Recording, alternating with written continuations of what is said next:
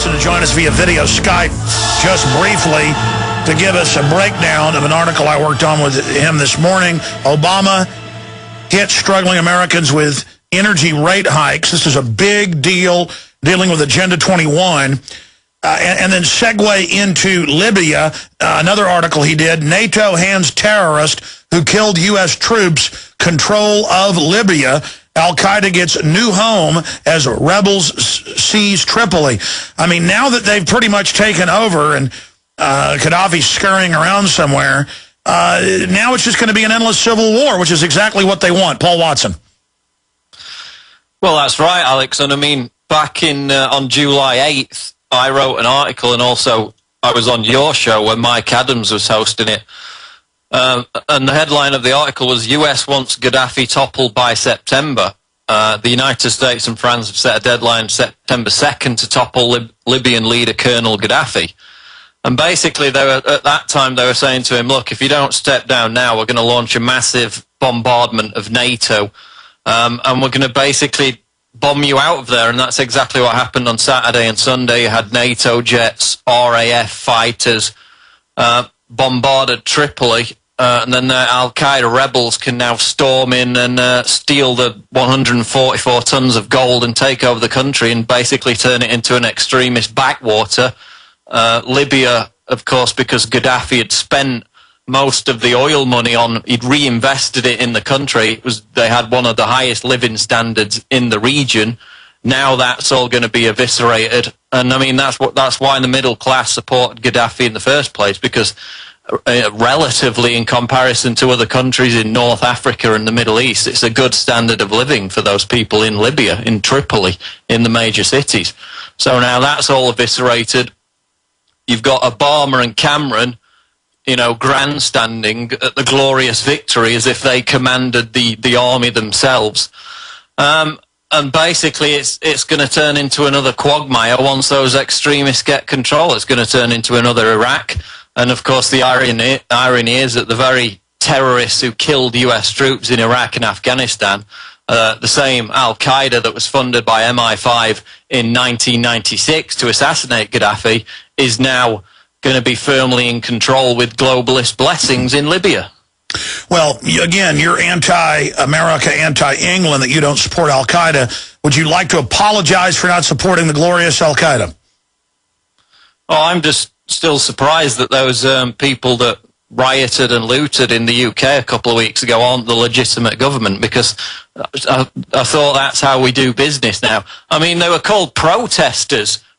Remember back in March, even as they seized military tanks and fighter jets, the media called them protesters for 3 weeks just to give the UN time enough to craft this resolution, which they instantly violated. The no-fly zone turned into a bombardment overnight, and then arming, training, funding the rebels, again violating their own resolution.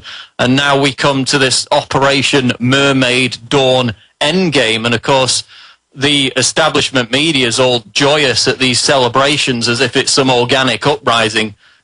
There was a massive sustained bombardment on Saturday and Sunday night, some, 1,300 people dead, 5,000 injured, and the media's treating it as if it's just some organic uprising. No way. Now those planes, bombs they were dropping, killing people, that was peace. Peace bombs from the peace laureate Barack Obama, who has more troops deployed than George W. Bush did at any time in his presidency. But what's wrong with you, Paul? I mean, working with Al-Qaeda and bombing and killing civilians is peace. It's kinetic action, exactly. Well, you're very evil. I mean, look, it's totally going to disintegrate into bedlam, which is order out of chaos. That's what they want. So now the rest of Africa will sink deeper into the murk.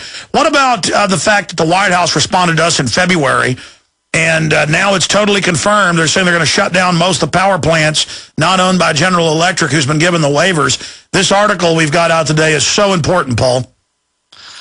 It's important because it's not just the fact that they're hitting Americans with massive power bill rises, right on the edge of a double-dip recession, which is exactly what's happening in the UK. Double percentage point increases on your gas and electricity bills. That's right. They've made the same announcements. Your carbon taxes are set to double your prices.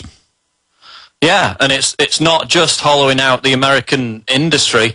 It's cap and trade via the back door, because remember, Obama tried to get it passed in Congress, he failed, and now he's going to these power companies through the EPA and saying you have to get these controls in place. They can't do it, so they're just having to purchase carbon credits from the other power companies. The pollution is still going out there, but Al Gore, Obama, and the Rothschilds are still getting their carbon payments, so everything's okay.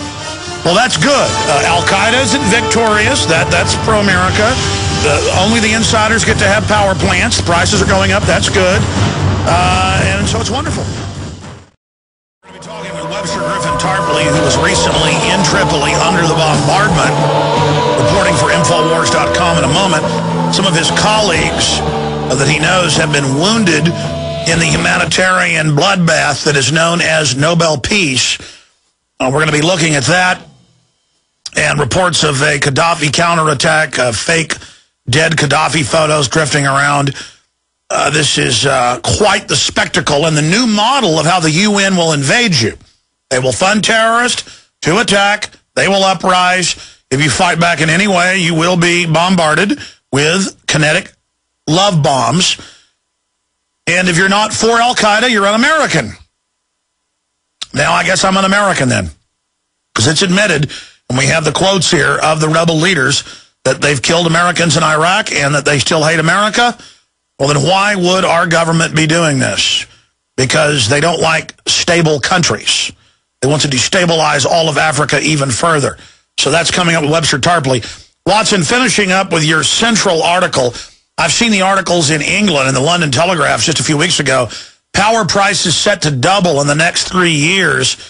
And so they can't get the carbon tax that's paid to the Rothschild / Rockefeller, Al Gore. I mean, they openly own it. Carbon exchanges, you go to them and pay them money. I'm burning coal, I'll pay you money, Al Gore. And he goes, good, my son. Your family is taken out of purgatory. I absolve you. Pay more money, and we will get you, the rest of your family, out of hell itself. Oh, thank you, Al Gore. Oh, great man, bear, pig. But now they've already had rolling blackouts, massive power increased cost. And now, in your article, you've got all these major power companies that aren't part of the insider group. You've got the Texas Power Commission, the Texas Public Utility Commission saying, get ready for huge blackouts and double the power prices. The Fort Worth Star-Telegram's reporting that. And this will be more of a blessing with General Electric, who's had a waiver since February, running around giggling and laughing in front of everyone, obviously increasing power output at their factories, at their generating systems. I mean, this is totally mafia. This is like saying you can only buy groceries from, Obama's. Maybe they'll start a string of grocery stores. I guess they kind of have done that with NAFTA and GATT with Walmart. So finishing up, Paul Watson from England.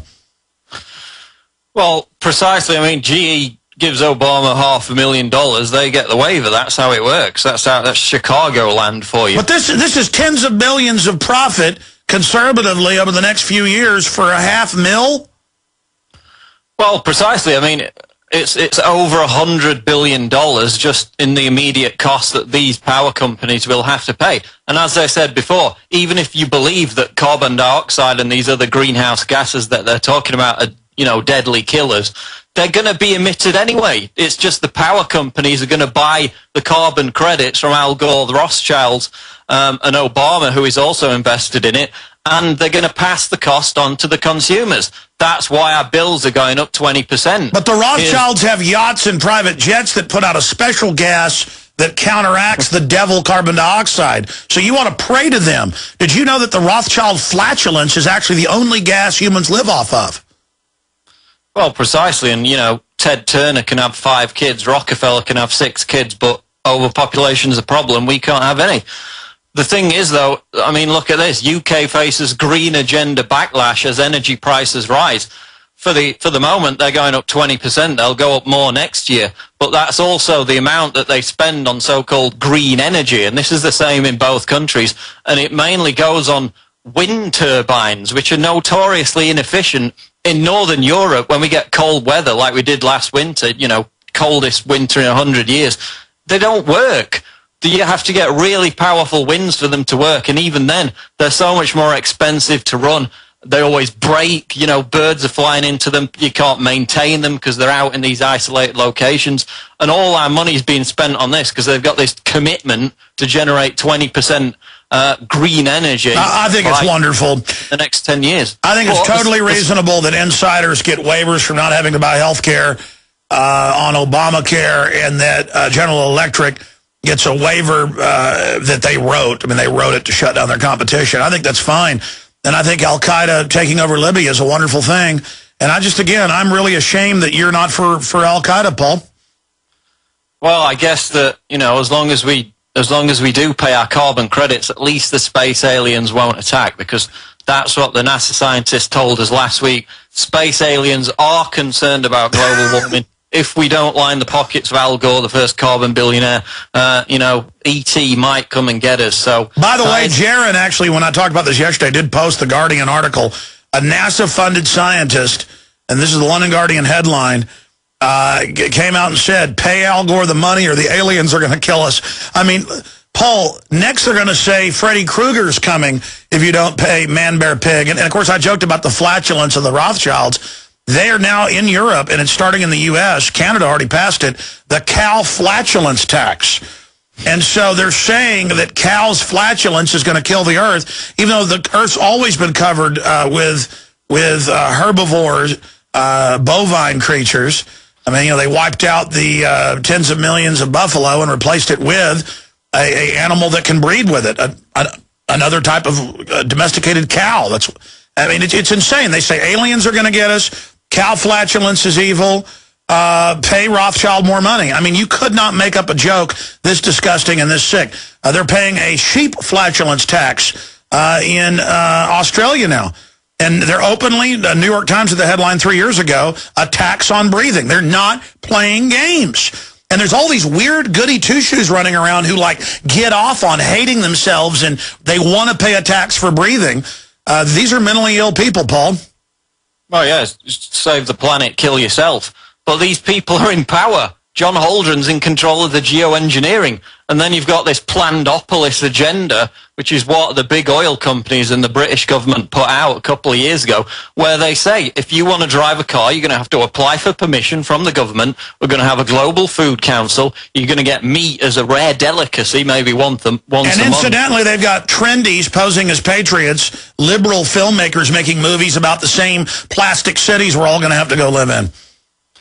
Yeah, and it's a throwback to Maoist China. Even as recently as the 80s, people who lived in China, poor people, meat was a rare delicacy, once a month treat. And in this Plandopolis, slaveopolis, the people who resist are going to be thrown in these cry freedom ghettos where they're segregated off from the rest of society. That's not my terminology. That's what they call them in their own video promoting this agenda. So people need to realize that these people are in control. They're insane, and they're holding the reins of power. Well, they're insane like a fox. Their low-level minions are mentally ill and just like a moth to flame enjoy the control freak authoritarianism and believe that they're going to be part of it because they've given themselves to it. You know, that's your average general loser. But on top, they're cold-blooded. They say, how do we sell slavery and make folks love it? We teach people how to help themselves, and then have a new green Nazism sold while they fly around in their private jets. Paul Watson will continue to track these articles as they unfold. The White House responded to us in February. Everybody needs to get this article out. Obama hit struggling Americans with energy rate hikes. Thank you so much, Paul Watson. Thanks, Alex.